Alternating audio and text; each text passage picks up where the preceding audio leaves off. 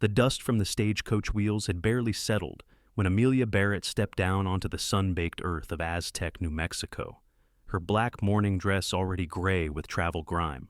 It was September of 1883, and she had not cried since the moment she found her husband face down in their Kansas wheat field 3 months prior, a bottle of laudanum clutched in his rigid fingers and a suicide note that contained only 2 words, "I'm sorry."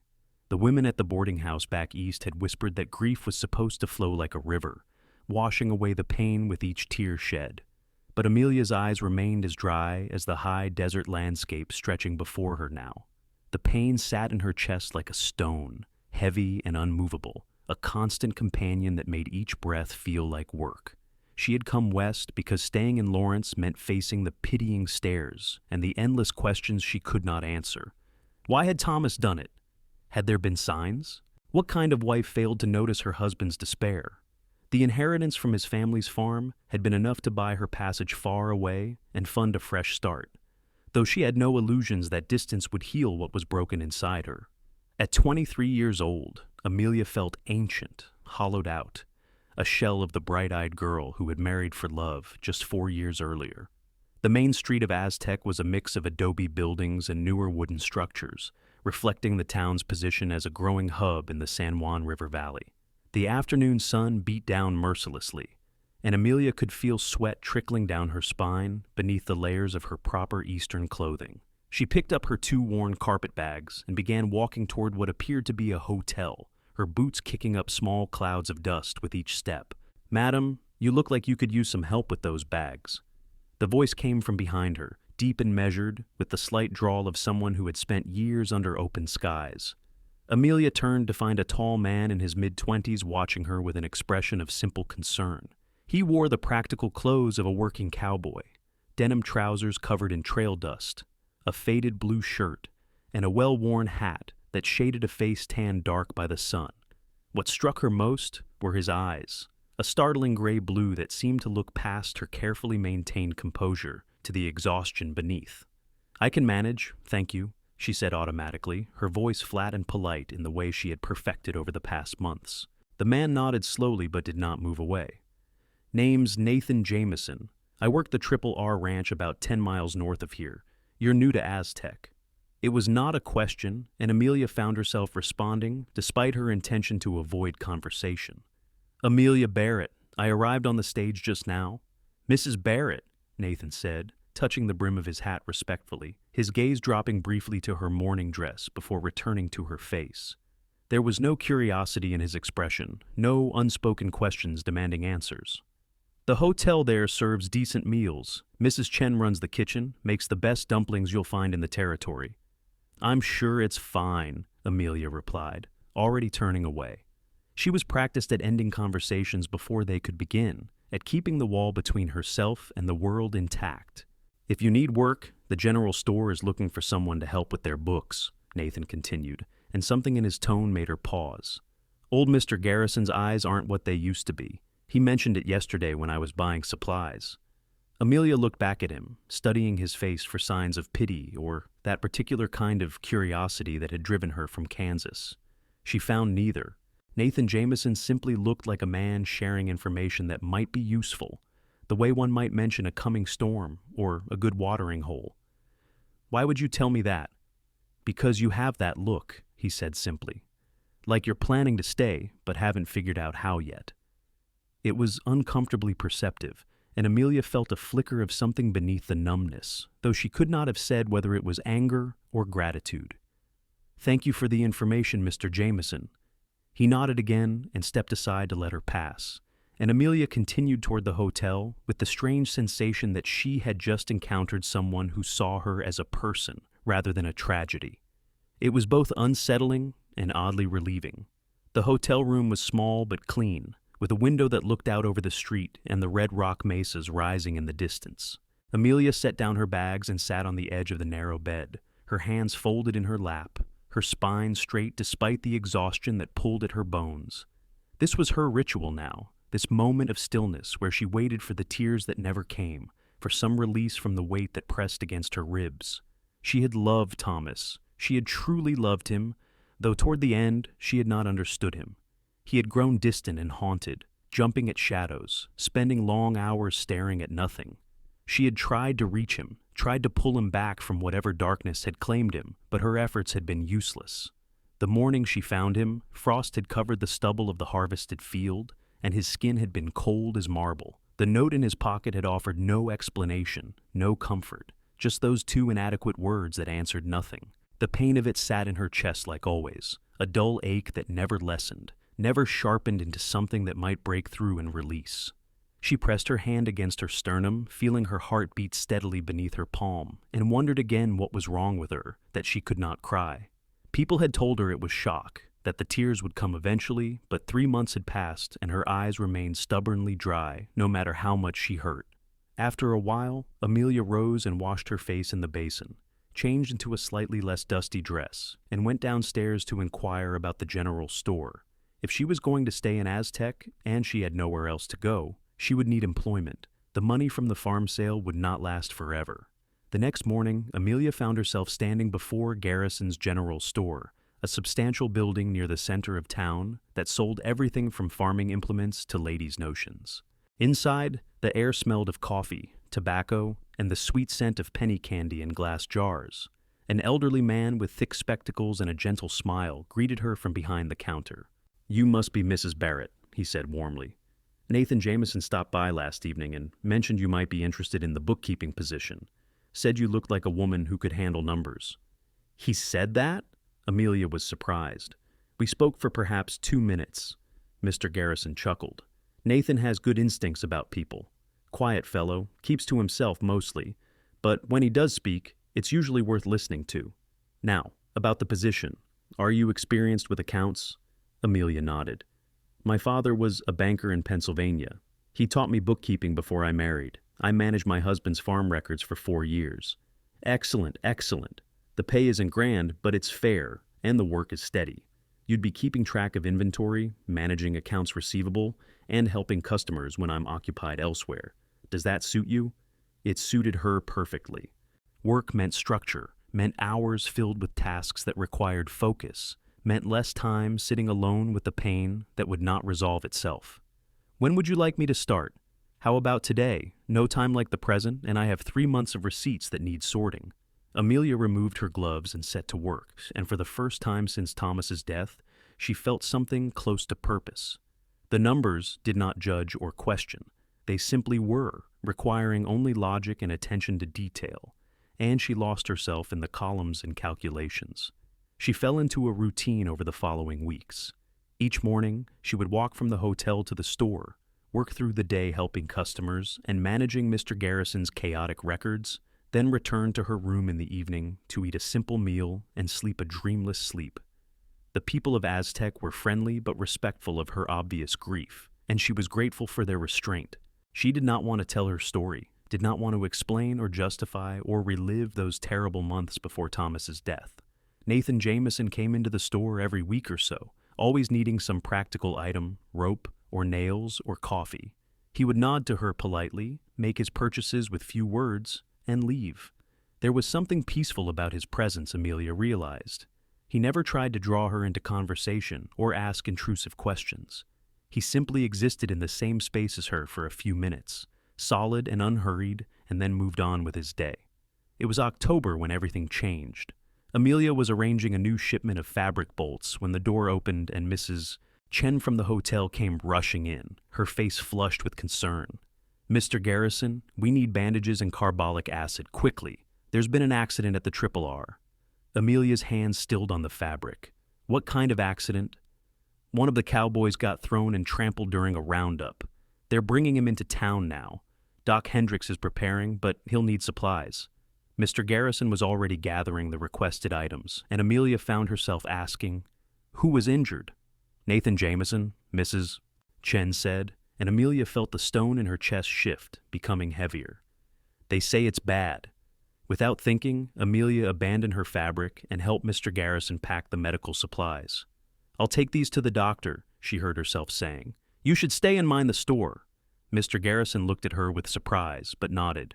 "Thank you, my dear. Doc's office is just 2 buildings down." Amelia carried the box of supplies through the afternoon heat. her heart beating faster than usual. She told herself it was simply concern for an acquaintance, nothing more, but she could not deny the thread of fear that had wound through her when she heard Nathan's name. The doctor's office was a flurry of activity.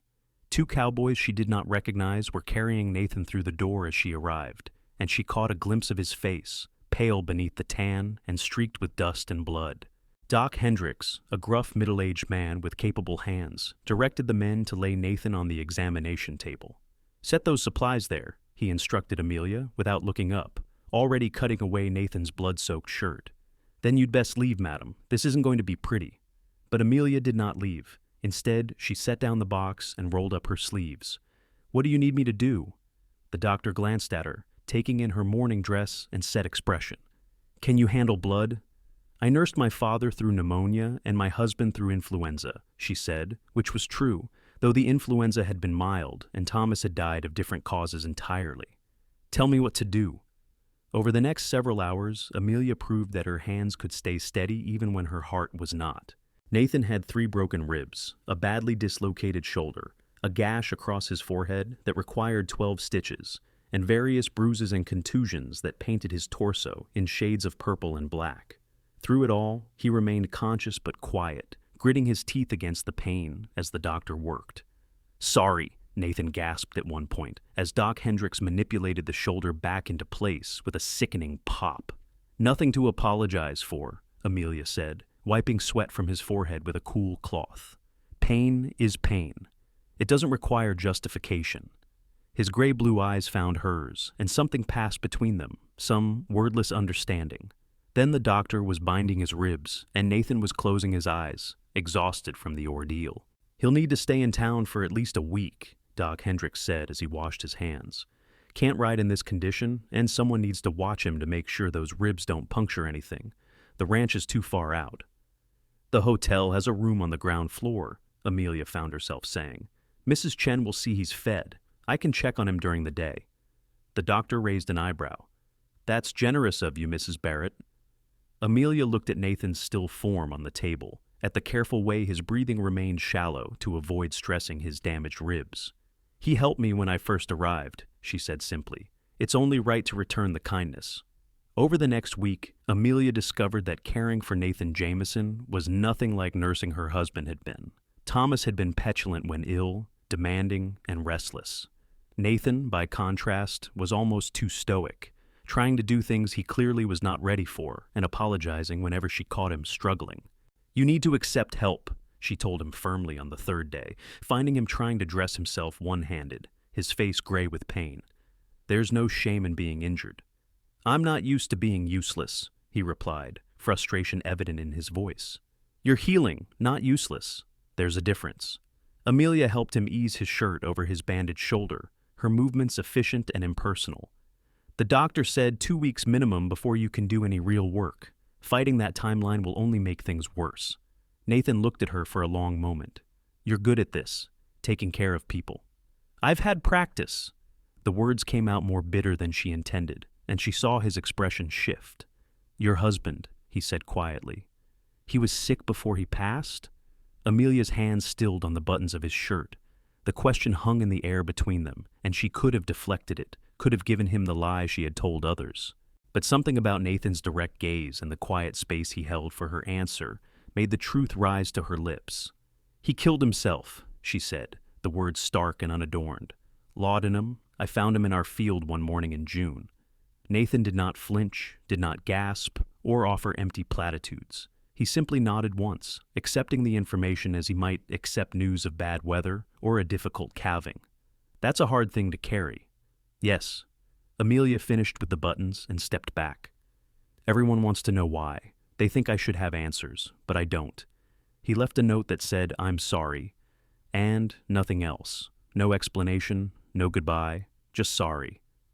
"And you haven't cried," Nathan said, and it was not a question. Amelia's breath caught. "How did you know?" "I can see it in you, the way you hold yourself. Like if you let anything out, everything will come out and you won't be able to stop it." His voice was gentle but certain. "I was that way after my mother died. People kept saying I needed to grieve, needed to let it out. but the grief was so big I was afraid it would drown me if I gave it space. She sank into the chair beside his bed, her careful composure cracking at the edges. What did you do? Eventually I stopped fighting it, found a place where I could be alone, and just let myself feel everything I'd been holding back. It was terrible and necessary, and afterward I could breathe again. He shifted carefully on the pillows. But it had to be my choice, my timing. Nobody else could tell me when I was ready. I don't know if I'll ever be ready, Amelia admitted. The pain is there, always, but the tears won't come. I feel broken. Wrong somehow. You're not wrong, Nathan said firmly. You're surviving the only way you know how. When the tears are ready, they'll come. Until then, all you can do is keep moving forward. Amelia looked at him, this cowboy who had been kind without expectation, who saw her pain without trying to fix it or minimize it. You don't think I'm cold? Unnatural? I think you're strong. Too strong, maybe, but that's what happens when life demands it. He met her eyes steadily. You don't have to pretend with me, Amelia. If you need to hurt, you can hurt. If you need to be angry or bitter or numb, you can be those things. I won't judge you for it. Something inside her chest loosened, just slightly, like the first crack in a dam. She did not cry, but for the first time in 3 months, she felt like she might be able to someday. Thank you, she whispered. Nothing to thank me for. Just telling you the truth as I see it. As the days passed and Nathan healed, they fell into an easy pattern of conversation. Amelia would come by in the morning before work, checking his bandages and bringing him breakfast from the hotel kitchen. She would visit again during her lunch hour and once more in the evening after the store closed. They talked about inconsequential things at first, the weather and the town gossip and the way the light changed over the mesas. Then, gradually, the conversations deepened. Nathan told her about growing up on a small ranch in Texas, the youngest of 4 brothers. His mother had died of fever when he was 15, and his father had followed 2 years later from a heart that simply gave out. The brothers had divided the land and gone their separate ways, and Nathan had drifted north, working cattle drives and ranch jobs, never staying anywhere too long. Why Aztec? Amelia asked one evening, sitting in the chair that had become hers beside his bed. The land here spoke to me, he said, gazing out the window at the twilight-painted mesas. The way the red rock catches the light, the cottonwoods along the river, the space to breathe. I hired on at the RRR 2 years ago, thinking it would be another temporary stop, but it started to feel like home. The foreman's talking about selling me some land when I've saved enough. Maybe I'll build something permanent. Do you want permanent? She was genuinely curious. He seemed so comfortable with his solitary life. I do now. Didn't used to, but I'm tired of drifting. Tired of having nothing to show for my years but calluses and stories. He turned his head to look at her. What about you? Are you planning to stay in Aztec? Amelia considered the question. I don't know. I came here to run away, not to stay. But I have a job and a room, and people here don't know what happened. They don't look at me with pity or suspicion. That's worth something. It's worth a lot, Nathan agreed. Fresh starts are rare. Most people carry their past around like chains. You have a chance to set yours down, at least partly. Except I can't set it down, Amelia said, pressing her hand to her chest where the familiar ache resided. It's always there. I wake up with it. I go to sleep with it. Sometimes I think I'll carry it forever. Maybe you will, Nathan said, and his honesty was more comforting than false reassurance. But maybe it will change shape over time, become something you can live with instead of something that's crushing you. She wanted to believe him. Sitting in the lamplight of his small room, watching the way he looked at her with understanding rather than pity, she found herself hoping that he was right. By the end of the second week, Nathan was well enough to return to the ranch, though Doc Hendricks had stern instructions about limited duty for another month. Amelia helped him pack his few belongings and walked with him to where his horse was stabled. Thank you for everything, Nathan said as he carefully mounted, his movements still stiff but improving. I'm not sure I said it enough, but your help meant a lot. You gave me something too, Amelia replied, shading her eyes against the morning sun. You made me feel less alone in this. You're not alone, he said. I'll be in town same as always. If you ever need to talk or just sit quiet with someone who understands, you know where to find me. She nodded, and he rode away toward the north, and Amelia returned to her routine feeling lighter than she had in months. The pain was still there, the stone still heavy in her chest, but it no longer felt quite so suffocating. October gave way to November, and the cottonwoods along the San Juan River turned brilliant gold. Amelia settled deeper into her life in Aztec, becoming a familiar face at the general store and the hotel. She made a few tentative friendships, women who invited her to church socials and quilting circles. She declined most invitations, not ready for that level of intimacy, but she appreciated the gestures. Nathan came into town every week, sometimes twice, always with some excuse about needing supplies or checking with the freight office. He would stop at the general store and linger longer than necessary, talking with Amelia about everything and nothing. She found herself looking forward to these visits, to the way his presence made her feel grounded and seen. It was mid-November when he invited her to ride out to see the Triple R Ranch. "Only if you want to," he added quickly, "but I thought you might like to see the country. It's beautiful this time of year, and the ride would do you good." Amelia hesitated. The invitation felt significant somehow, a step beyond the careful friendship they had been building. But she was curious about this place that had made Nathan want to stop drifting, and the prospect of spending an afternoon away from town appealed to her. "I'd like that," she said, "though I should warn you, I haven't ridden in years." "I'll bring a gentle horse," he promised. "This Sunday, if the weather holds." Sunday dawned clear and cold, the sky a crystalline blue that seemed to stretch forever. Nathan arrived at the hotel with 2 horses, a sturdy bay gelding for himself, and a pretty sorrel mare with kind eyes for Amelia. He had packed a lunch in his saddlebags, and they set out north along the river road. The ride was easier than Amelia had feared. The mare had an easy gait, and Nathan kept the pace leisurely, pointing out landmarks and sharing stories about the land. They passed orchards where the last apples hung on bare branches, fields where cattle grazed on the winter grass, and stretches of wild country, where nothing moved but hawks riding the thermals. "There," Nathan said as they crested a rise, pointing to a sprawling complex of buildings in the valley below. "That's the Triple R, one of the bigger operations in the territory." The ranch was impressive, with a large main house, multiple barns, corrals full of horses, and smaller buildings that Amelia assumed were bunkhouses and storage. Smoke rose from several chimneys, and she could hear the distant sound of men's voices and horses nickering. They rode into the yard, and several cowboys stopped their work to nod at Nathan and eye Amelia with friendly curiosity. Nathan introduced her simply as Mrs. Barrett from town, and the men tipped their hats respectfully before returning to their tasks. "Come on," Nathan said, dismounting carefully and helping Amelia down. "I want to show you something." He led her past the main buildings to a rise that overlooked the river. From this vantage point, she could see for miles in every direction, red rock formations to the north, the ribbon of green that marked the San Juan River, and in the distance, the hazy blue outline of mountains. "This is the piece of land I'm hoping to buy," Nathan said, gesturing to the rise and the flatter ground beyond it.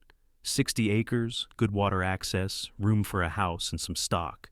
The foreman says he'll sell it to me for a fair price when I've saved enough." "It's beautiful," Amelia said, and meant it. She could see why this place had captured him. There was something both vast and intimate about the landscape, wild yet welcoming. "I've been thinking about what kind of house to build," Nathan continued, his voice taking on a dreaming quality. "Nothing fancy, just solid. 2 bedrooms, a good kitchen, a porch where you can watch the sunset, a barn for horses and maybe a few milk cows, an orchard if I can get trees to take." Amelia listened to him describe his vision, and for the first time since Thomas's death, she allowed herself to imagine a future. Not her future necessarily, but a future. The idea that life could hold simple joys and peaceful evenings. That happiness might be possible again, even if it seemed impossibly distant now. They ate their lunch sitting on the rise, bread and cheese and apples, washing it down with water from Nathan's canteen. The conversation flowed easily, and Amelia realized with some surprise that she felt comfortable here, more comfortable than she had felt anywhere in months. "Can I ask you something?" Nathan said as they were packing up to leave. "Of course. Do you ever think about marrying again? Eventually, I mean. Not now, but someday." The question caught her off guard. "I don't know," she answered honestly. "I love Thomas, but the end was so painful. Sometimes I think I never want to risk that kind of hurt again." Other times I wonder if I'm even capable of loving someone else. You're capable, Nathan said with certainty. Grief doesn't erase the ability to love. It just makes us more careful about where we put our hearts. Is that what you did after your mother died? He nodded. For a long time, I didn't let anyone close. Kept moving, kept my relationships shallow. It felt safer that way. But safe isn't the same as living, and eventually I realized I was just going through motions. He looked at her directly. I don't want to just go through motions anymore. There was something in his eyes that made Amelia's breath catch, a warmth and intention that she recognized even through her numbness. He cared for her, not just as a friend, but as something more. The realization should have terrified her, but instead it felt like a small, steady flame in the darkness. Nathan, she began, unsure what she wanted to say. You don't have to say anything, he interrupted gently. I'm not asking for promises or pushing you toward anything. I just wanted you to know that I see you, Amelia. The real you, not the widow in mourning or the woman pretending to be fine. I see your strength and your pain, and I care about you. Whatever that might mean down the road, I care. Tears pricked at the corners of her eyes, the first hint of moisture they had held in 3 months. She blinked them away, but Nathan had noticed. He reached out and took her hand, his calloused fingers warm and solid around hers. It's all right, he said softly. Whatever you're feeling, it's all right. They rode back to town in companionable silence as the sun sank toward the western horizon, painting the mesas in shades of rose and gold. When they reached the hotel, Nathan helped Amelia dismount and stood holding both horses' reins, looking at her with an expression so gentle it made her chest ache. Thank you for today, she said. It was good to see where you work, where you want to build your home. Thank you for coming. It meant a lot to share it with you. He hesitated, then added, Amelia, I meant what I said. No pressure, no expectations. But if you ever need anything at all, I'm here. She nodded, not trusting her voice, and watched him ride away into the gathering dusk. Inside her room, she sat on the edge of the bed and pressed both hands to her chest, feeling the stone of her grief, and beneath it, new and tentative, the flutter of something that might have been hope. The weeks that followed were strange and unsettling in ways Amelia could not fully articulate. She went through her days as usual, working at the store, taking meals at the hotel, maintaining her careful routine. But something had shifted inside her, like ice beginning to thaw after a long winter. Nathan's words echoed in her mind. I see you. I care about you. It had been so long since anyone had truly seen her, not the tragedy she represented, but the person underneath. She found herself thinking about him at odd moments, remembering the way he looked at the land he wanted to buy with such quiet longing, the care with which he handled the horses, the patience he showed when she talked about Thomas without trying to rush her past the pain. He had meant what he said about not judging her grief, and that freedom was both frightening and liberating. December arrived with cold winds that rattled the windows and occasional snow that never quite stuck in the valley, though the mountains to the north were capped white. Aztec prepared for Christmas, and the general store did brisk business in gifts and decorations. Mr. Garrison strung pine boughs across the front counter, and the scent of evergreen filled the air. Nathan came into town more frequently now, often with only the thinnest excuse for why he was there. He would find reasons to stop by the store, staying to help Amelia restock shelves or carry heavy boxes, their conversations weaving through topics both profound and mundane. She learned that he could not carry a tune but loved music, that he had a gift for working with difficult horses, that he read poetry when he could get his hands on books, which was rare on the ranch. Poetry, she had said with surprise when he mentioned it. Why is that shocking? He had given her a look of mock offense. Cowboys can appreciate words. I didn't mean it that way. I just never pictured you reading poetry. My mother used to read to us when we were children, Longfellow, Whitman, even some Shakespeare. She said a man who only knows how to work cattle is only half-educated. His expression had grown wistful. After she died, I found her book of poems in her things. I've carried it with me ever since. What's your favorite? Amelia had asked, genuinely curious. He had thought for a moment. There's one by Whitman. Oh me, oh life, of the questions of these recurring, of the endless trains of the faithless, of cities filled with the foolish. It goes on, but the ending is what gets me. that you are here, that life exists in identity, that the powerful play goes on, and you may contribute a verse. He had looked at her with those steady gray-blue eyes. We all get to contribute a verse, Amelia. Even when it feels like our story is over, it's not. There's always more to write. The conversation had stayed with her for days afterward, and she found herself turning the words over in her mind. What verse was she writing? For months it had felt like her story ended when Thomas died, but Nathan was right. She was still here, still living, still making choices that shaped her life. Maybe that mattered. It was 2 weeks before Christmas when everything changed again. Amelia was closing up the store for the evening, tallying the day's receipts by lamplight, when she heard shouting in the street. She looked up to see several men on horseback riding hard through town, and one of them was calling for the doctor. Her heart seized with immediate dread, and she abandoned her work to run outside. The riders had stopped in front of Doc Hendricks' office, and she recognized one of them as Tom Riley, a ranch hand from the Triple R. "What happened?" she called, reaching the group breathless. Tom turned to her, his face grim. "Trouble at the ranch. Some men tried to steal horses from the north pasture. There was a fight, and Nathan got shot." The world seemed to tilt sideways. "How bad?" "Bad enough. He's conscious but losing blood. We've got him coming in a wagon. Should be here any minute." Amelia did not remember making a decision to stay, but she found herself standing in the cold street waiting for the wagon to arrive, her hands clenched into fists at her sides. When it finally came, rattling down the main street with Nathan lying in the back wrapped in blankets, she climbed up before anyone could stop her. His face was gray, his shirt soaked with blood from a wound in his left side. But his eyes were open, and when he saw her, he managed a weak smile. "Hey there. Sorry about this." "Stop apologizing," she said, her voice shaking despite her attempt at firmness. "Where were you shot?" "Side, below the ribs. Went clean through, I think." His breathing was labored, and she could see pain tightening the corners of his mouth.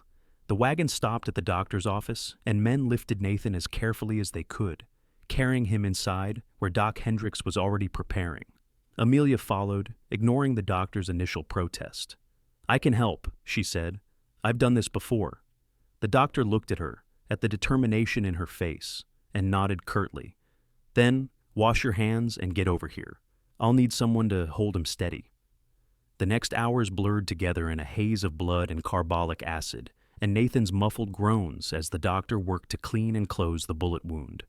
It had indeed gone through, which was fortunate, but it had done damage on the way, and the risk of infection was high. Through it all, Amelia held Nathan's hand and spoke to him in a low, steady voice, anchoring him through the pain. "You're doing well. The doctor's almost finished. Just a little longer. Breathe with me, in and out. That's right. You're strong. You're going to be fine. I'm here. I'm right here." When it was finally done, and Nathan had been given laudanum for the pain, his eyes starting to droop with exhaustion and medication, he squeezed her hand weakly. "Thank you," he whispered, "for being here." "Where else would I be?" she replied, and realized with a jolt that she meant it. She could not imagine being anywhere else while he was hurt, could not fathom going back to her room and trying to sleep while he lay here in pain. Doc Hendricks pulled her aside as Nathan drifted into an uneasy sleep. He'll need constant watching for the next few days. That wound could easily go bad, and with his previous injuries barely healed, he's in a weakened state. Someone needs to monitor for fever and change the dressings regularly. "I'll do it," Amelia said without hesitation. The doctor raised an eyebrow. "Mrs. Barrett, that's a significant commitment. It means being here almost constantly." "I know. I'll do it anyway." She met his gaze steadily. "He did the same for me, in his way. I owe him this." But it was more than debt, and they both knew it. Doc Hendricks nodded slowly. "All right then, I'll show you what to watch for." Amelia sent word to Mr. Garrison that she needed a few days away from the store for a family emergency, which was close enough to true. Then she settled into a chair beside Nathan's bed and began the vigil that would last for 3 days. It was harder than nursing him through his injuries from the horse accident. This time, fever came on the second night, spiking high enough to make Nathan delirious. He thrashed and muttered, caught in nightmares Amelia could not see, and she spent hours bathing his face with cool water and trying to get him to drink. In his delirium, he called for his mother, apologized to brothers she had never met, and once, clearly, called her name. "I'm here," she said, taking his burning hand in both of hers. "Nathan, I'm here. You're safe." His eyes opened but did not seem to see her. "Amelia, have to tell her, have to say." "I'm listening," she said gently. "What do you need to tell me?" "Love her," he mumbled, his voice thick. "Shouldn't, but I do, from the first day. Saw her and knew she was the verse I was meant to write." Amelia's breath stopped in her chest. Even in delirium, even burning with fever, he was talking about her, loving her. The realization hit with the force of a physical blow, and something inside her cracked wide open. "Oh," she whispered, tears finally beginning to stream down her face. "Oh, Nathan," she cried then, truly cried for the first time since Thomas died. Great wrenching sobs that shook her whole body, releasing months of dammed-up grief. She cried for her dead husband and the life they would never have. She cried for the pain and confusion and the terrible loneliness of the past 3 months. She cried for Nathan, lying feverish and wounded, having offered her his heart without asking for anything in return. And she cried for herself, for the fear of loving again, and the realization that it might already be too late, that she might have fallen for this quiet cowboy who saw her so clearly. She pressed her forehead to their joined hands and let the tears flow, and the pain that had sat like a stone in her chest for so long finally began to break apart. It hurt worse than anything she had experienced, a sharp and terrible ache that felt like dying and being reborn at the same time. But beneath the pain, there was something else. Relief, release, the beginning of healing. When the storm of weeping finally subsided, Amelia lifted her head to find Nathan watching her with clear eyes, the fever broken. "You're crying," he said wonderingly. "Yes." She wiped at her wet face with her free hand, not caring how she must look. "I finally am." "Good," he whispered. "That's good." His eyes drifted closed again, but this time it was true sleep, not delirium. Amelia sat back in her chair, exhausted and wrung out, and somehow lighter than she had been in months. The pain was still there, but it had changed shape like Nathan said it would, becoming something she could carry instead of something that crushed her. And beneath the grief, tender and new, was the awareness of her feelings for the man sleeping beside her. She cared for him. More than cared. She was falling in love with him, had perhaps been falling for weeks without fully acknowledging it. The thought should have terrified her, but instead it felt right. Not a betrayal of Thomas, but a continuation of her life. The next verse in a story that was not yet finished.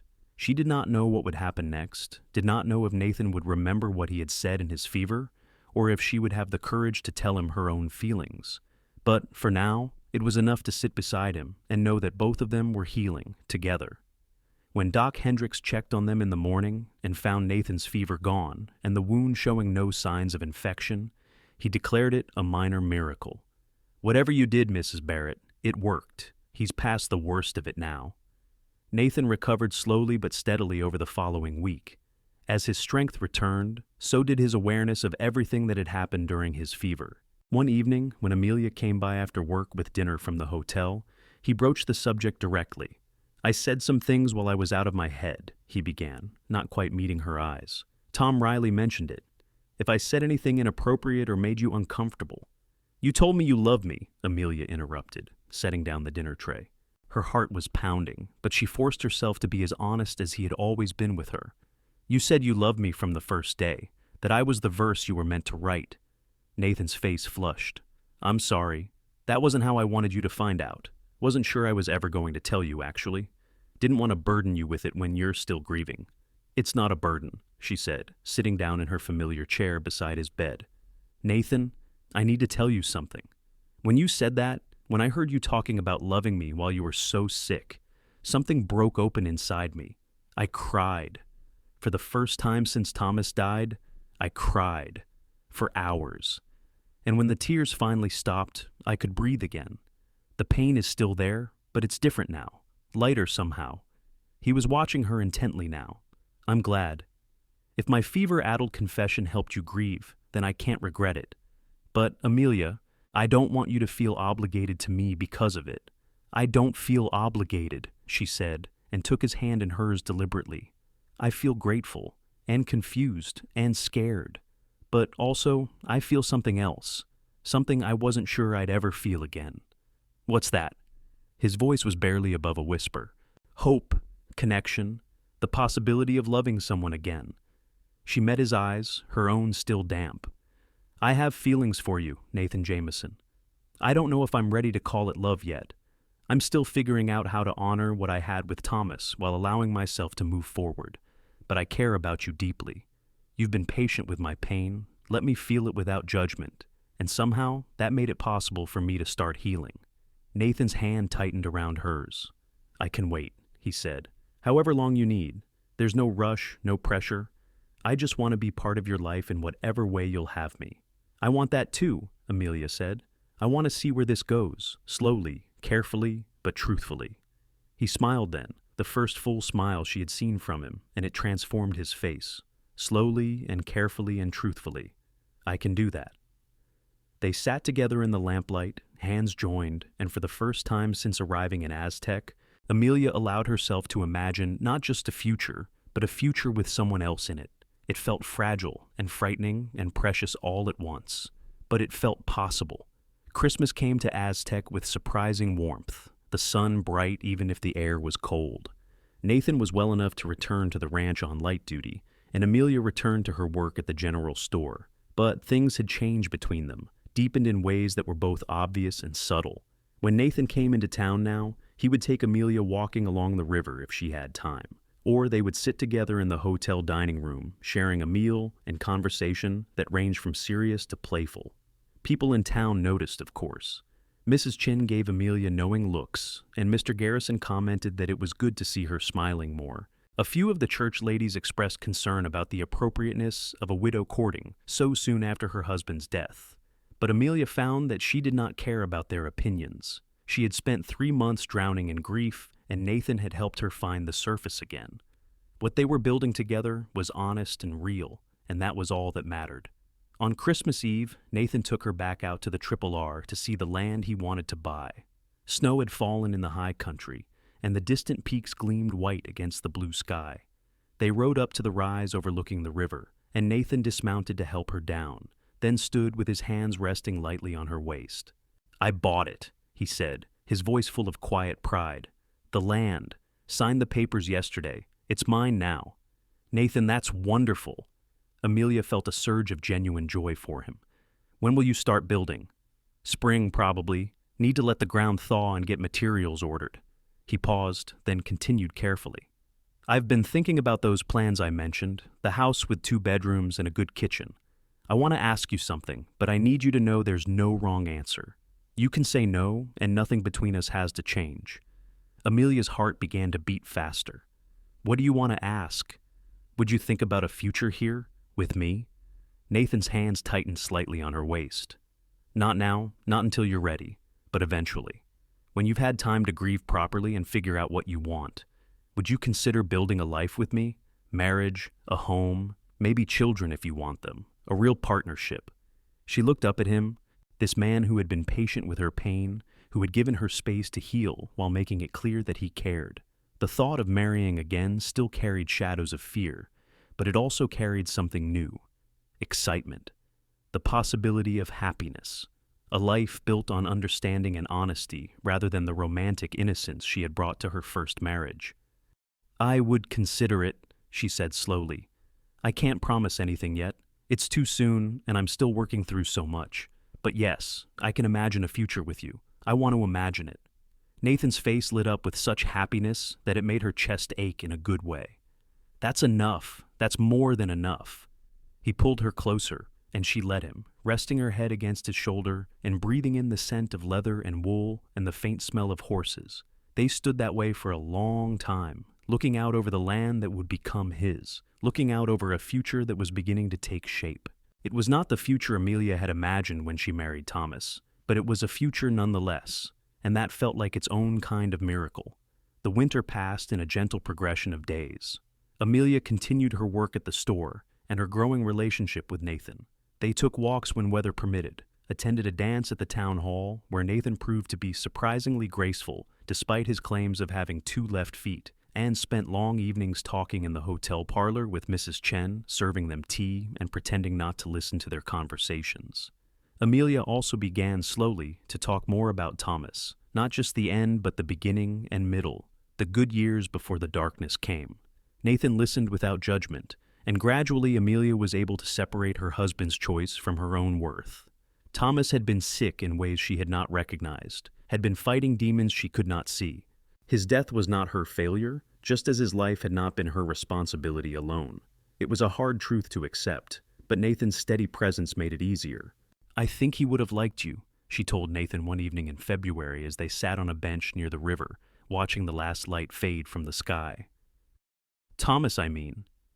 You're both quiet men, but you're steady in a way he never quite managed to be. I don't mean that as a criticism of him. He tried so hard to be strong, to be what he thought a man should be, but the trying exhausted him. Strength isn't about never breaking," Nathan said. "It's about breaking and finding a way to keep going anyway. Sounds like Thomas got lost in his breaking. That's tragedy, not weakness." "I wish I had understood that while he was alive," Amelia said softly. "Maybe I could have helped him more. Maybe. Or maybe nothing you did would have changed the outcome. Some battles are too internal, too complex for outside help to reach." He took her hand, lacing their fingers together. "What matters is that you loved him and did your best. That has to be enough." She leaned against his shoulder, taking comfort in his solidity. "When did you get so wise?" "Years of making mistakes and learning from them. Plus, poetry. Poetry helps." She laughed, and it felt good, felt normal. The grief was still part of her, would always be part of her, but it no longer defined her. She was more than her loss now. She was a woman with a job and friends and a man who loved her patiently. She was someone writing a new verse. By March, the land was beginning to thaw, and preparations for building Nathan's house began in earnest. He ordered lumber from the mill in Durango, hired 2 men from town who were skilled in carpentry, and spent his days off work staking out the foundation and planning each detail. "Come see," he would say to Amelia, and she would ride out on borrowed horses to watch the progress. She found herself offering opinions on window placement and the size of the kitchen, and Nathan always listened carefully, adjusting his plans to incorporate her ideas. "You're building this with me in mind," she said one afternoon, watching him hammer stakes for the porch supports. "I am," he admitted, straightening up and wiping sweat from his forehead. "I'm hoping by the time it's finished, you'll be ready to share it. But if not, if you decide you want something different, I'll understand. At least, I'll have a nice house."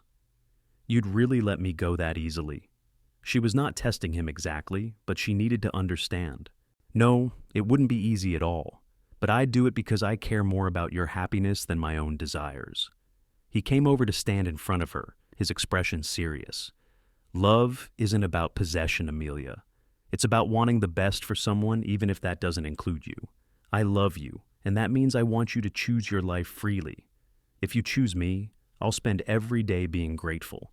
If you don't, I'll spend every day hoping you found what you were looking for." Amelia felt tears prick her eyes again, but they were good tears this time, clean and honest. "I'm not going to choose different," she said. "I'm terrified and still healing, but I'm not going to choose different. I love you too, Nathan. I think I've loved you since you let me hurt without trying to fix it, but I wasn't ready to admit it until now." The smile that crossed Nathan's face was worth every moment of fear and hesitation.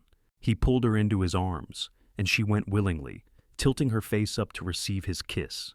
It was her first kiss since Thomas died, and it felt both strange and right, a closing of one chapter and the opening of another. April brought wildflowers to the high desert and real progress on the house. The frame was up, the roof was going on, and walls were being closed in. Amelia made a decision one evening, sitting in her hotel room and looking at the few possessions she had carried from Kansas. Among them was her wedding ring from Thomas, a simple gold band that she had not been able to remove for months after his death. She took it off now, turning it in her fingers and remembering the boy she had married, full of dreams and laughter before the weight of life crushed him. "I loved you," she whispered to his memory. "I'll always love the man you were before the darkness took you. But I have to keep living. I have to write the rest of my story. I hope you understand." She placed the ring in a small wooden box along with the suicide note she had carried across the miles, folded and refolded until the creases were soft. These artifacts of her past would stay with her, but would no longer define her. Then she took out a piece of paper and began writing a letter she had been composing in her mind for weeks. The letter was to Thomas's parents back in Kansas, people she had barely spoken to since his death beyond a brief, stilted exchange of condolences. She told them about her decision to stay in New Mexico, about the man she had met who had helped her heal, about her intention to marry again when enough time had passed to be respectable. She told them she would always carry their son in her heart, but that she could not carry his death there anymore. It was one of the hardest letters she had ever written, and when she sealed it and addressed it, she felt both relieved and sad. Closure was not neat or simple, but it was necessary. Nathan asked her to marry him officially in May, on a warm evening when the cottonwoods were leafed out and the river ran high with snowmelt. They were standing on the porch of his nearly completed house, watching the sun set over the mesas in a riot of orange and pink. "I know we've talked around this for months," he said, taking both her hands in his. "But I want to make it formal. Amelia Barrett, I love you with everything I am. You're the strongest, bravest person I've ever met, and I want to spend my life being worthy of you. Will you marry me?" "Yes," she said without hesitation. "Yes, Nathan Jameson, I will marry you." He kissed her thoroughly, and when they broke apart, both of them were grinning like fools. "When?" he asked. "I don't want to rush you, but I also don't want to wait forever." "July," Amelia said, the date coming to her with sudden certainty. "A year after Thomas died. That feels right. Enough time to honor his memory, but not so long that we're putting our lives on hold." "July it is," Nathan agreed. They were married on a Sunday afternoon at the small church in Aztec, with most of the town in attendance. Amelia wore a dress of pale blue, not white, because it did not seem appropriate for a second wedding, but beautiful nonetheless. Nathan wore a new suit that he was clearly uncomfortable in, tugging at the collar until Amelia laughingly swatted his hand away. Mr. Garrison gave her away, having become something of a surrogate father over the past year. Mrs. Chen cried happy tears and pressed a handkerchief into Amelia's hand. The Cowboys from the RRR sat in the back pews, cleaned up and looking oddly formal without their usual dusty work clothes. The ceremony itself was simple and heartfelt. When Amelia spoke her vows, promising to love and honor Nathan for the rest of their lives, she meant every word with a depth that came from having lost and grieved and chosen to love again anyway. When Nathan slipped a ring onto her finger, a band of gold with a small turquoise stone set in it, she felt the weight of commitment and promise and hope. They celebrated afterward with a dinner at the hotel, tables pushed together and laden with food that the women of Aztec had prepared. There was music and dancing and toasts that ranged from sentimental to ribald. Amelia danced with Nathan, with Mr. Garrison, with Tom Riley, who had saved Nathan's life by getting him to the doctor fast enough that night in December. She laughed until her sides hurt and felt genuinely, completely happy. As the sun set and the celebration wound down, Nathan and Amelia rode out to their new house, now fully finished and furnished with pieces they had collected together over the past months. Nathan had built the furniture himself during the slow evenings, a bed frame and table and chairs, and a beautiful rocking chair that sat on the porch. He lifted her over the threshold in the traditional way, and she laughed at the gesture even as she appreciated it. Inside, the house smelled of fresh wood and the wildflowers she had arranged that morning in anticipation. Nathan set her down gently and looked around at their home with visible pride. "We did it," he said wonderingly. "We built this." "You built it," Amelia corrected. "I just offered opinions. No, we built it together. This house, this life, this future. It's ours." He pulled her close, resting his forehead against hers. "I love you, Mrs. Jameson."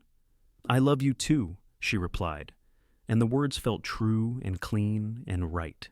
She had not thought she would ever say them again, had not believed herself capable of moving past her grief. But Nathan had given her the space to heal at her own pace, had let her feel the full weight of her pain without rushing her through it, and that patience had made all the difference. Their wedding night was tender and sweet, a discovery of each other that held both nervousness and joy.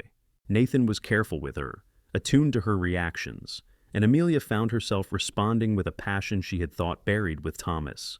This was different from her first marriage, informed by experience and loss and a mature understanding of what love required. It was not the heady, innocent romance of her youth, but something deeper, more durable.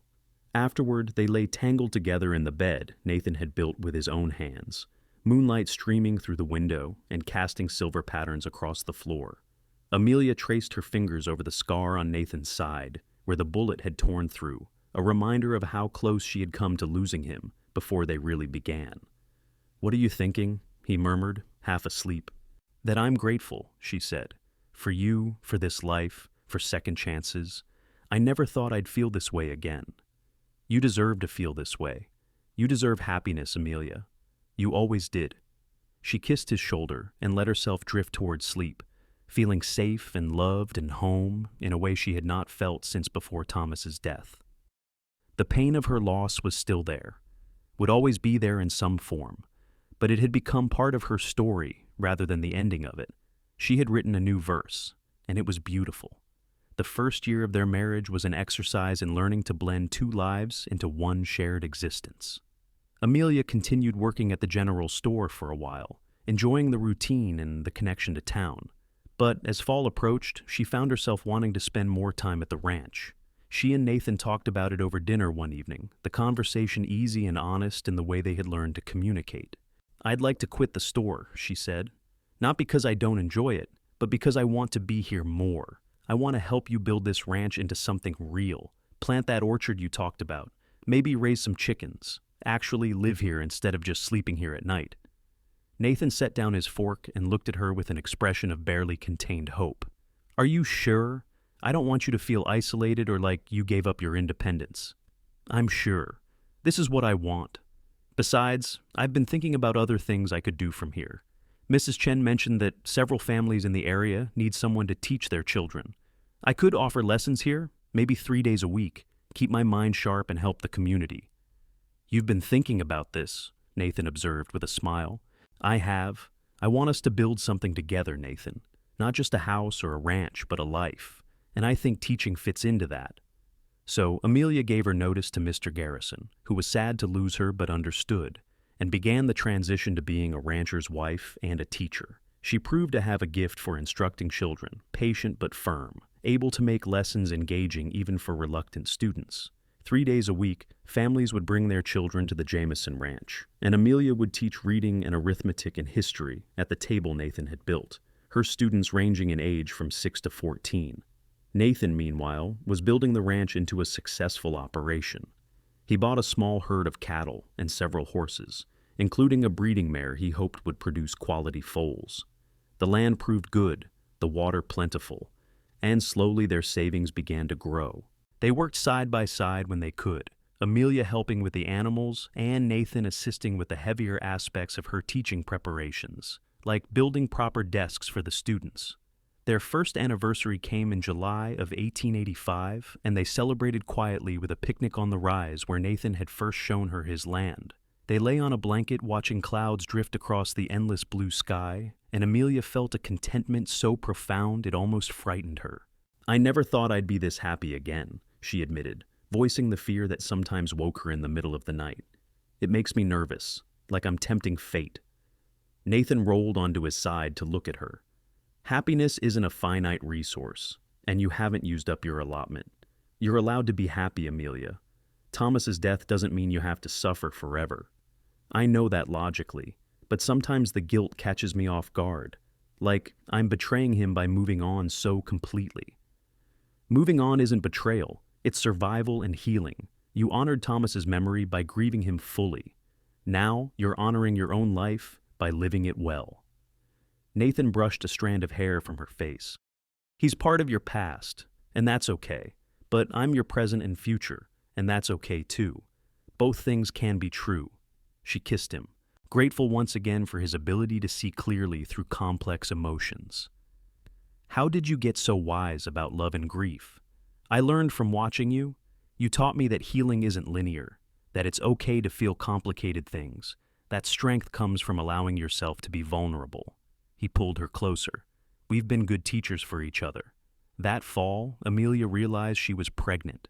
The knowledge came with a swirl of emotions, joy, certainly, but also fear and an unexpected surge of grief. She had wanted children with Thomas, had dreamed of filling their farmhouse with noise and laughter, but it had never happened.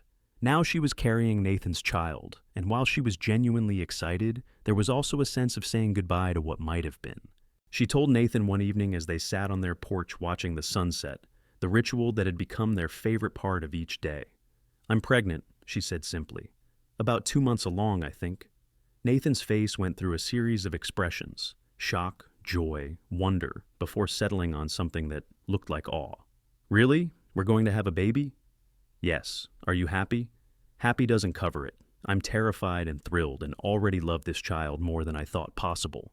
He placed his hand on her still flat stomach with reverence. "Thank you.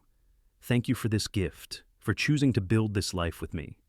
Amelia covered his hand with hers, tears slipping down her cheeks. "I wish Thomas could have had this.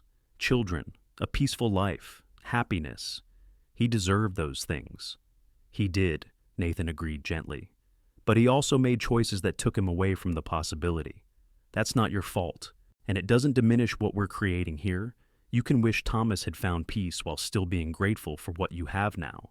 She nodded, letting herself cry for the might-have-beens, while also holding space for the as. Nathan held her as the sun sank below the horizon, painting the sky in shades of purple and gold, and Amelia felt the last pieces of her old life settling into place. She would always carry Thomas with her, always wonder what might have been, but she was fully committed to her present now. This child, this man, this life, they were her reality and her joy. The pregnancy progressed smoothly through the winter. Amelia continued teaching until she grew too large to be comfortable standing for long periods, then transitioned to tutoring a few students privately while sitting in her rocking chair. Nathan became almost comically protective, worrying over every twinge and insisting she rest more than she thought necessary. "I'm pregnant, not ill," she reminded him regularly. "Women have been doing this since the beginning of time." "Yes, but you're the only one doing it right now that I care about," he would reply, and she could not really argue with that logic.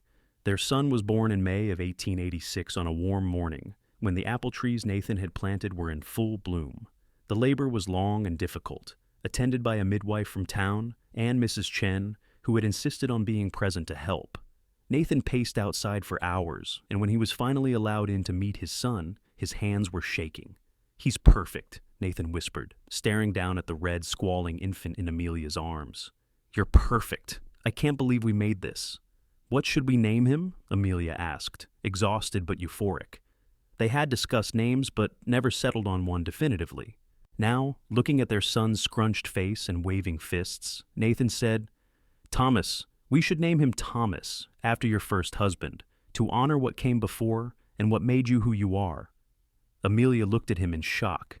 "You want to name our son after Thomas? He's part of your story, which makes him part of our story. And I want our son to carry a name that means something, that represents love and loss and the courage to keep going." Nathan touched the baby's tiny hand with one finger. "Thomas Nathan Jameson, if that's all right with you." Fresh tears spilled down Amelia's cheeks. "It's more than all right. It's perfect. Thank you for understanding." "I'll always try to understand," Nathan said, kissing her forehead. "That's what love is." Raising Thomas proved to be both more challenging and more rewarding than either of them had anticipated. The baby was colicky for the first few months, crying for hours at a time, despite their best efforts to soothe him. Amelia and Nathan took turns walking him around the house in the middle of the night, both of them bleary-eyed and exhausted, but never resentful. "This is what we signed up for," Nathan would say at 3 in the morning, bouncing Thomas against his shoulder, while Amelia collapsed into bed for a few precious minutes of sleep. As Thomas grew from an infant into a toddler, his personality emerged curious, stubborn, affectionate, and bearing a remarkable resemblance to Nathan, with his gray-blue eyes and serious expression. Amelia would sometimes look at her son and feel a pang for the children she might have had with her first husband, but the grief was gentler now, tinged with gratitude for what she did have. The ranch continued to prosper. Nathan's herd grew, his reputation for quality horses spread through the territory, and they were able to hire a part-time ranch hand to help with the heavier work. Amelia's teaching expanded to include more students, and she found herself becoming a central figure in the small educational community that was developing around Aztec. In the summer of 1888, 3 years into their marriage, Amelia realized she was pregnant again. This time the news felt easier, less complicated by grief and more purely joyful. Their daughter was born the following March, a a small, fierce creature with Amelia's dark hair and Nathan's determined chin. "What about naming her after your mother?" Amelia suggested as they lay in bed with the newborn sleeping between them and 3-year-old Thomas napping in his own small room. "Elizabeth," Nathan said, his voice catching slightly. "Her name was Elizabeth Marie." "Then Elizabeth Marie Jameson she is," Amelia declared, and saw the emotion in Nathan's eyes at this honoring of his own history. Life settled into a rhythm of work and family and quiet contentment. The children grew, Thomas becoming a serious little boy who followed his father everywhere, and Elizabeth developing into a headstrong toddler who kept them all on their toes. Amelia continued teaching, finding immense satisfaction in watching her students learn and grow. Nathan built his ranch into one of the most respected operations in the region, known for his fair dealing and quality livestock. They had their challenges, of course. There were droughts that stressed the land, illnesses that frightened them, and the normal friction that comes from two strong-willed people building a life together. But they had learned to communicate honestly, to give each other grace, and to remember that they were on the same team. When they argued, which they did occasionally, they worked through it with words instead of silence, refusing to let resentments fester. One evening in the fall of 1890, 7 years after Amelia first arrived in Aztec, she and Nathan sat on their porch watching Thomas and Elizabeth play in the yard, their laughter carrying on the cool air. The cottonwoods along the river were gold again, and the mesas glowed red in the setting sun. "Do you remember the first day we met?" Nathan asked, taking her hand. "How could I forget? I was drowning in grief, and you offered to carry my bags. I thought you were too forward." She smiled at the memory. "I saw you, and something just clicked. Like I recognized you somehow, even though we'd never met." He squeezed her hand. "I remember thinking that you were beautiful, but so sad, and I wanted to help, but didn't know how. You helped by not trying to fix me, by letting me be broken until I could figure out how to heal." Amelia leaned her head on his shoulder. "You gave me the gift of space and patience and unconditional acceptance. That's what made healing possible." "We healed each other," Nathan said. "I was adrift before you, just going through motions. You gave me purpose, gave me a reason to build something permanent. You and the kids are my home, Amelia. My whole world." She lifted her head to look at him, this man who had seen her at her lowest and loved her anyway, who had let her feel her pain without judgment and held her hand as she learned to live again. "I love you so much," she said, "more than I thought possible, more than I knew I was capable of after everything that happened. I love you too, always have, always will." They kissed as the sun set and their children played, and Amelia felt the fullness of a life well lived. She had known devastating loss and had survived it. She had felt pain so deep it seemed bottomless and had found the strength to keep going.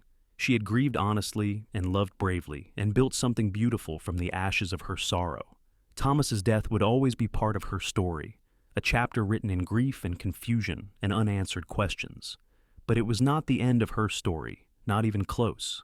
She had written new verses, ones filled with love and family and the quiet joy of ordinary days. She had become a teacher, a mother, a rancher's wife, a woman who understood both the depth of loss and the possibility of healing. Sometimes, on quiet nights when Nathan was asleep beside her and the children were dreaming in their rooms, Amelia would take out the wooden box that held her wedding ring from Thomas and the suicide note she had carried from Kansas. She would hold these artifacts of her past, remembering the girl who had loved so innocently and the woman who had learned to love more wisely.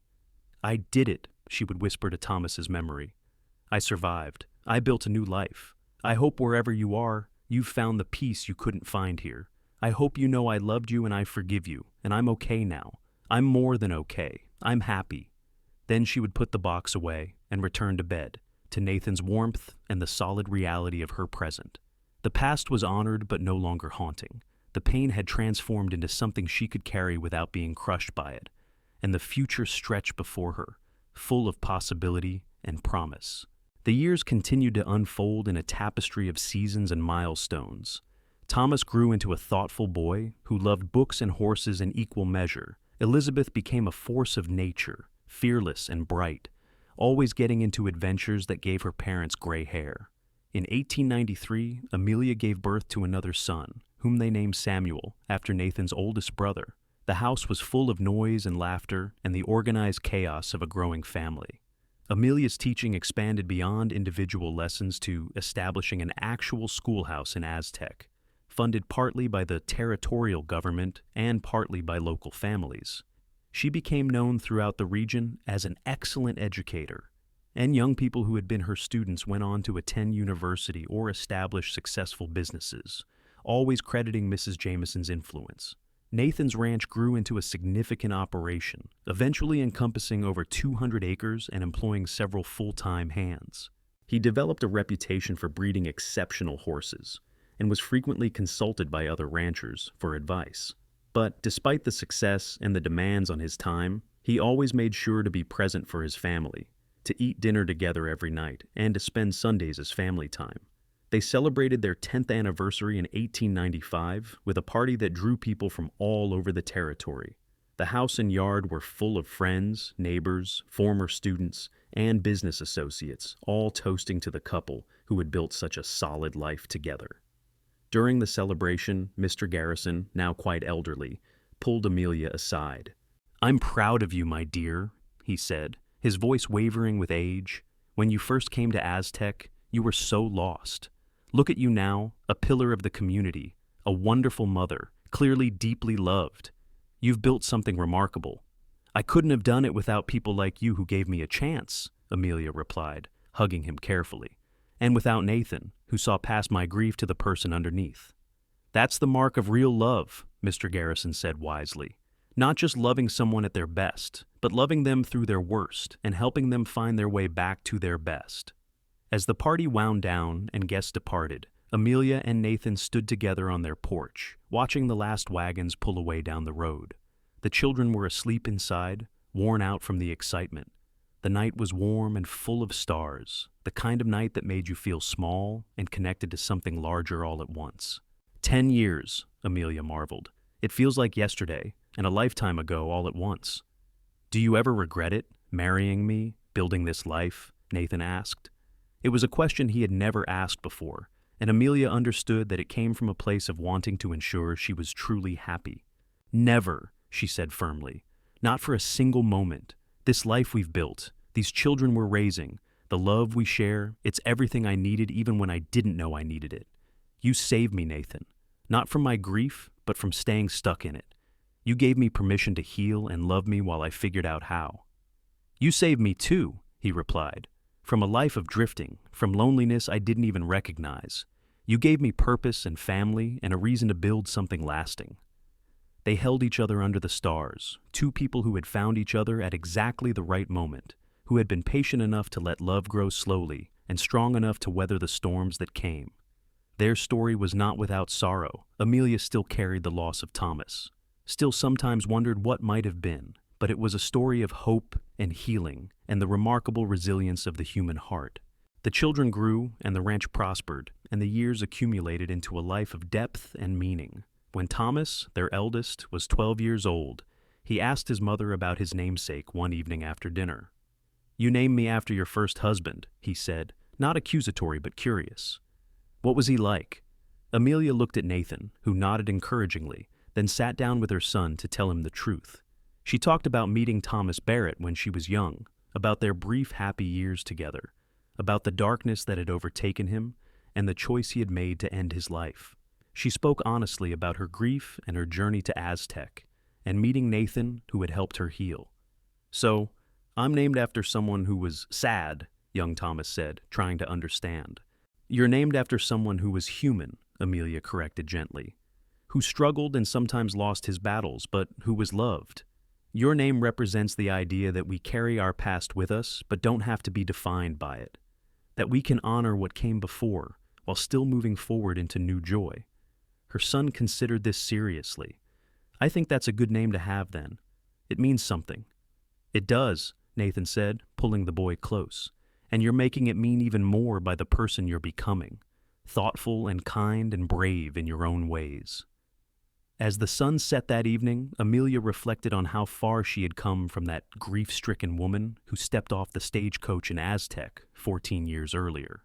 She had not just survived her loss, she had transformed it into wisdom, had used her pain to develop deeper compassion and understanding. She had learned that healing was not about forgetting or replacing what was lost, but about expanding your heart to hold both grief and joy, both past and present. The years continued their march toward the new century. Elizabeth grew into a spirited young woman who wanted to be a doctor, scandalous for the time, but supported by parents who believed she could do anything she set her mind to. Thomas became interested in ranching and worked alongside his father, learning every aspect of the business. Samuel, the youngest, showed artistic talent and filled the house with drawings and paintings of the landscape he loved. In 1899, on the cusp of a new century, Amelia and Nathan celebrated their 16th anniversary quietly, just the two of them riding out to the rise that had become their special place. They were in their 40s now, weathered by sun and work, but still strong, still deeply connected. 16 years, Nathan said, echoing her words from a decade earlier. And I love you more now than I did on our wedding day. How is that possible? Amelia asked, genuinely curious. Because I know you fully now. Every scar, every strength, every fear, every triumph. Young love is beautiful but shallow. What we have is deep, built on full knowledge of each other and choosing to stay anyway. That's more powerful than any infatuation. Amelia nodded, understanding exactly what he meant. I used to think the greatest love was the first one, the innocent one before life gets complicated. But I was wrong. The greatest love is the one that sees all your complications and says, I choose you anyway. They sat in comfortable silence, watching the sun paint the mesas in shades of rose and amber. Amelia thought about the journey that had brought her here, from Kansas and heartbreak through grief and healing to this moment of profound contentment. She thought about Thomas Barrett and the life they had briefly shared, and she sent him a silent blessing wherever he was. She thought about her children and the legacy she and Nathan were building, not just in land and business, but in values and love and resilience. What are you thinking? Nathan asked softly. That I'm grateful for all of it, even the painful parts, because they led me here, to you, to our children, to this life. She took his hand. I'm thinking that my tears finally ran dry, but the pain eventually left too, because you let me feel it fully without trying to fix it or rush it. You gave me the greatest gift anyone could give the space to heal at my own pace. You would have healed anyway, Nathan said. You're too strong not to. I just had the privilege of being there while you did it. No, Amelia said firmly. I might have survived, but I wouldn't have healed. Not really. You taught me that it was okay to hurt, okay to take time, okay to be messy and complicated and human. That acceptance made all the difference. As darkness fell and stars began to emerge in the vast New Mexico sky, they rode back to their home, to their children and their life and their future. The house was lit from within, warm and welcoming, a beacon of everything they had built together. Inside, their children were laughing about something, their voices carrying through the open windows. Amelia and Nathan stood for a moment before going in, just looking at their home and listening to their family. This was what healing looked like, Amelia realized. Not the absence of pain, but the presence of joy strong enough to coexist with it. Not forgetting what was lost, but building something new and beautiful and true. Ready? Nathan asked, offering his arm. Always, Amelia replied, taking it. They walked into their home together, into the warmth and noise and love that filled every corner, and Amelia knew with absolute certainty that she had found what she had been looking for without knowing she was searching. She had found healing and hope and a love deep enough to hold all the complicated truths of her life. She had found home. The years that followed brought more joys and challenges, as all lives do. Elizabeth did become a doctor, one of the first women to practice medicine in New Mexico territory, making her parents impossibly proud. Thomas took over more and more of the ranch operations as Nathan's body began to slow with age, proving himself a capable and innovative rancher. Samuel's artwork was eventually displayed in galleries in Denver and San Francisco, his paintings of the Southwest landscape capturing something essential about the land his parents loved. Nathan and Amelia grew old together, their hair silvering and faces lining with the marks of a life fully lived. They added grandchildren to their family, and their house remained full of laughter and visits and the ongoing story of generations. They never stopped sitting on their porch each evening to watch the sunset, never stopped holding hands, never stopped being grateful for the chance they had been given. On their 25th anniversary in 1908, surrounded by children and grandchildren and friends from across the territory, Amelia stood to give a toast. She was 50 years old now, a respected educator and community leader, a grandmother, and a woman who had lived through profound loss and found her way to profound joy. 25 years ago, she began, her voice still strong, I married the man who saved my life. Not because he rescued me from anything external, but because he gave me space to rescue myself. Nathan taught me that healing isn't about moving on or getting over it or being strong enough to push through. Healing is about feeling fully, hurting honestly, and having someone beside you who says, it's okay to not be okay. She looked at Nathan, who was watching her with the same steady love he had shown from the beginning. He let me cry when I finally could. He let me rage and grieve and slowly find my way back to life. He didn't judge my pain or try to fix it. He just walked beside me while I learned to carry it differently. Amelia raised her glass. To my husband, my partner, my love, thank you for seeing me when I was invisible with grief. Thank you for believing I would heal when I couldn't believe it myself. Thank you for building this beautiful life with me.